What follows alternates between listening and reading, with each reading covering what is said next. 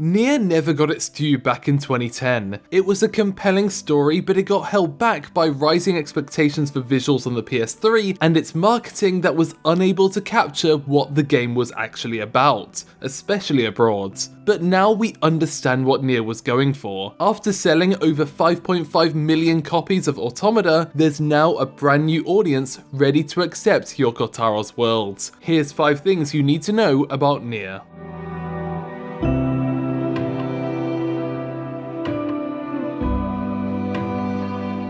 NieR had a hard time during its marketing. The appeal of the game isn't really something that can be explained, and while it's an RPG, the gameplay footage made it seem closer to an action game. This prompted plenty of comparisons to God of War, which had just released its 3rd game, and it didn't help that the protagonist for the Western version had a similar build. In press interviews, Square Enix had to frequently emphasize that this was an RPG, not just one of the many action games that were being released at the time. The comparison continued for a long time, with the action constantly being considered unfavourable to God of War.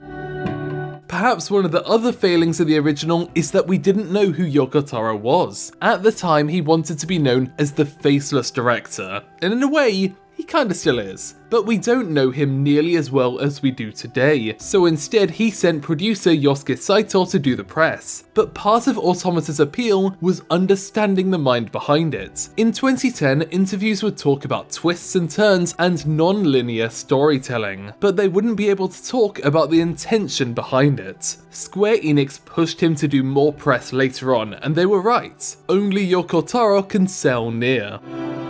One of the best parts of NieR is its soundtrack, and an essential ingredient is vocalist Emmy Evans. NieR was her first big break into video game soundtracks, but it all started when she handed her album to a DJ at a friend's farewell party in Japan. By chance, that DJ happened to be friends with an assistant for Monica, the music group led by NieR composer Keiichi Okabe. At first, she was recommended to him for Dance Dance Revolution, but he instead felt that her voice would suit his upcoming title, NieR. Her work on the game was on a tight schedule, but she had a surprising amount of freedom to create the chaos language assembled from a bunch of sounds from different languages around the world. And of course, she was invited to return for both Automata and now the new version.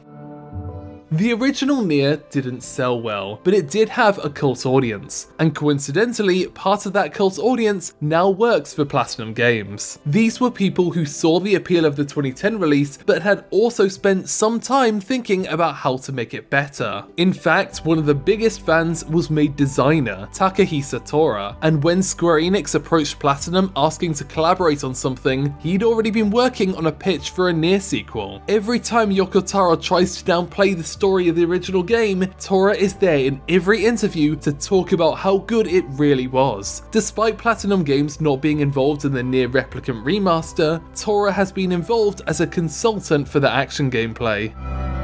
At the time, they were always hoping that NieR would be able to expand it into a franchise. Square Enix had a lot of bases covered when it came to RPGs, but what they didn't have is an action RPG like Kingdom Hearts, but with mature storytelling. And so for Square Enix, that was what the series was meant to be. But in the end, it only sold roughly 500,000 copies, and although they were hoping on a sequel, it was initially dismissed. Even in those early days, they had already established that they wanted to create a game with a new protagonist, but they only got the chance to make it when they got Platinum Games on board, who could ensure that the gameplay would be well received. Thanks for watching OTAQUEST in Japan. Feel free to subscribe to find out more about the art and creation of Japanese pop culture.